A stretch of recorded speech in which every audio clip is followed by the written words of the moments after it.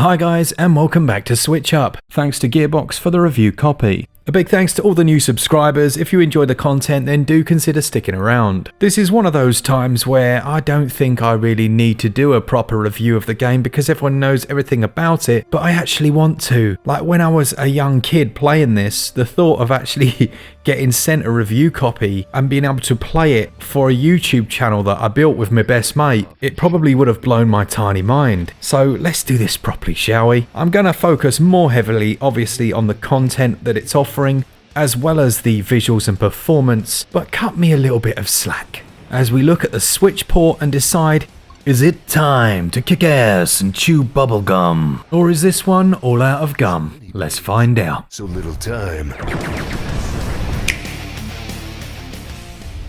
If you're unfamiliar with the story, there is actually one, believe it or not. The Earth's attacked by aliens, your Duke, Nukem, and well, you want to kill all the aliens because that's what you do. Now along your way, you'll meet several highly thought-provoking characters, stamp on some alien skulls, and the story will see you progress from the streets of LA, through dunes and canyons, submarines, and even up into space, where you'll eventually finish off on the aliens' homeworld. Throughout the adventure, it's nice to see that the man himself, John St. John, has added a few new lines of dialogue for this version, which, as we saw with the more recent Iron Fury, will be delivered as you progress through the title in relation to what's going on screen.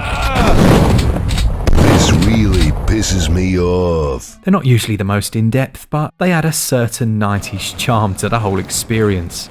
This is where I'm going to lump gameplay controls, visuals and performance all into one category because there's a lot of crossover here. As you'd expect, you'll begin by choosing from one of the 5 episodic chapters, but right off the bat you'll have a new choice. You can play through on your own as you would have done back in the day, or you can head online and join up to 8 people for what is surely going to be some seriously hectic online co-op action. Now unfortunately with the pre-release version we've got, I just couldn't find anyone online. I did try a few times to see if I could get any other reviewers, but no one was playing ball. As well as online, you can play local with a LAN connection, or you can invite your friends to join a private game. If you'd rather play a multiplayer deathmatch, there's the Duke match option here as well, which is nice to see, allowing for a maximum of 8 of you to face off against each other. You can set a kill limit, time limit, and choose your level, and in you go. There have been a number of tweaks and changes for this version, and they really have catered to every playstyle.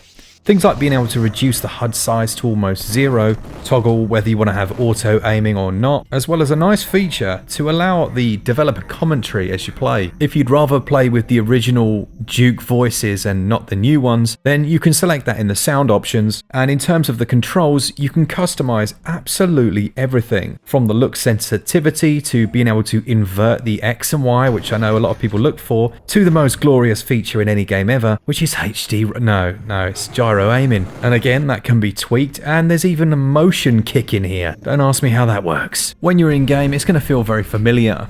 You'll move around with the left stick, which also strafes you left and right and moves you forward and back, and you'll control the camera with the right. Thankfully, they've done a really good job with the gyro implementation. It's mainly used here for precision, which is the way I like it, but you can up the sensitivity if you'd prefer it to be used a bit more for full control. All of the weapons that you knew and loved from the game are here, and there really is nothing quite like the visceral butchering of these totally flat sprite enemies. It's amazing how many of the subtle sounds and noises they make have been permanently ingrained into my memory.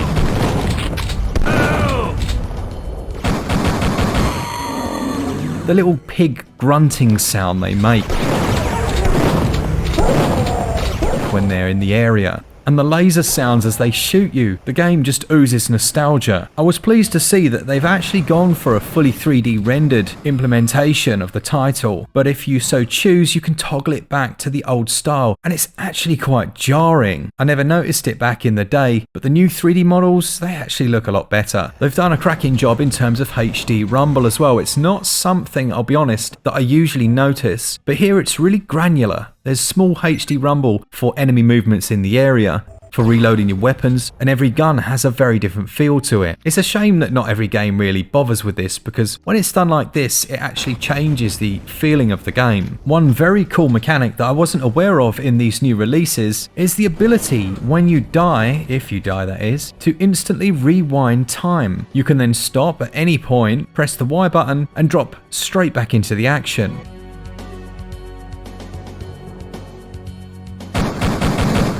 I thought this was a lovely little tweak, and it removes that quick save anxiety you get with these games, where you find yourself popping into the menu every 5 seconds to save. But if you don't like it, it can be toggled in the options, just like every other new feature. Let's look a little bit more at the performance then, because it promises a 60 frames per second locked out performance with very minimal frame drops, and for the most part that's what it offers. There were a couple of levels where I did record some frame drops, and I noticed them as well, but 99.9% of your time it is buttery smooth in both docked and handheld mode. Obviously I'm not going to be talking about textures because I'd probably be laughed off of the internet, but the build engine still looks okay to today, and having the full 3D rendering has improved the contrast and clarity, as well as the lighting to my eye in some areas. It looks more like a homage now rather than just an old game.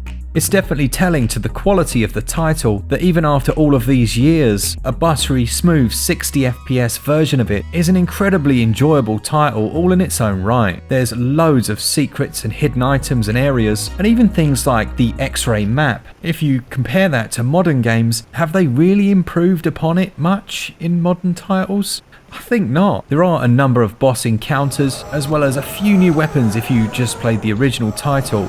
This version includes the new episode, which was created by the original designer Alan Blum III and Richard Level Lord Grey. What a great name. There's the new weapon, and as I mentioned at the start, it's nice to see Johnson John return for a few original lines of dialogue, as well as the original game composer Lee Jackson returning for the episode 5 musical score, which I have to say is pretty damn good. In terms of negatives then, it really depends on what type of player you are. For some, Duke Nukem might feel like an incredibly linear experience with a potential lack of variety in terms of enemy types. I would call those people idiots. It's Duke Nukem, come on! In terms of gameplay then, I think it stood the test of time, and the new addition of being able to play the whole thing co-op is just a stroke of genius. Throw in the fact that you've got deathmatch mode in there as well, and most fans of shooter games are going to be fulfilled even if you've never played this. My only gripe with the title really comes down to its very nature and the fact that it has quite a few platforming sections, and platforming, as we all know in a first-person title, yeah, it's never been done quite right.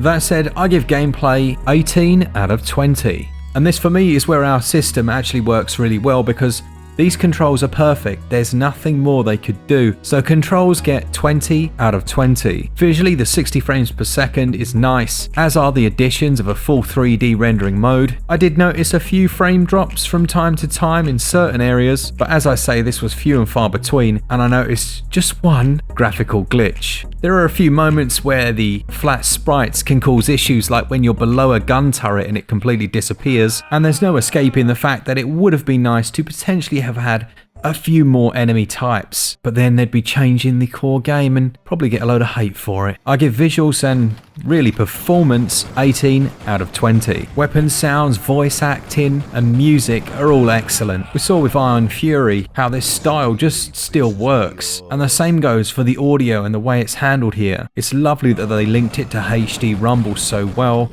giving you almost a proximity sensor in your hands. I give audio 19 out of 20. The game's going to set you back around about £4, which is 50% off until the 6th of July, so that's on for quite some time. There is one slight issue that I have to bring up, and it's for those who haven't heard of it. There was the Duke Nukem 3D Megaton edition, which had the Duke Nukem 3D as well as the 4th episode from the Atomic Edition, but it also had the expansion campaigns Duke It Out in DC, Duke Caribbean Life's a Beach, and Duke Nuclear Winter, which was at the time published by Devolver Digital. It was in 2015 pulled from Steam, and that was that, and it hasn't made its way into this version of the title, which is a shame, because, well, there's some levels in there that are really quite fun, and it's just a shame not to have the entire package. What is here is excellent, and that low price is commendable, but I just wish they could have found a way of bringing us everything, and perhaps that's a bit greedy. Value is still very good though, and gets 17 out of 20.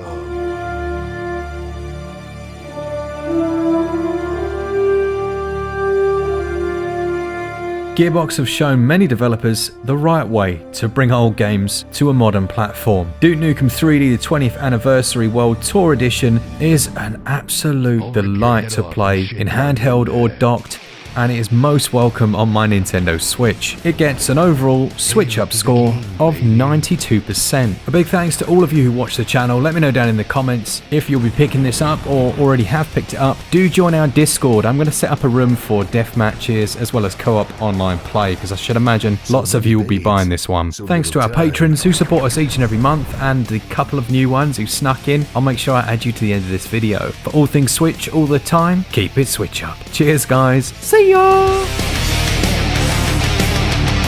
The stuff that dreams are made of.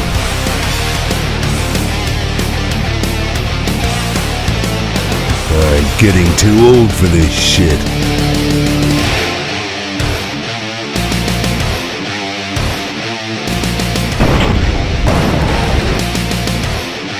I could do this all day.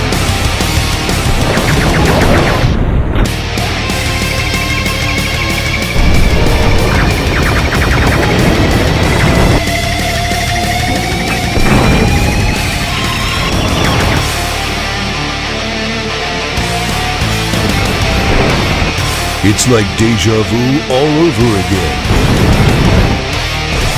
I am the king of the world, baby.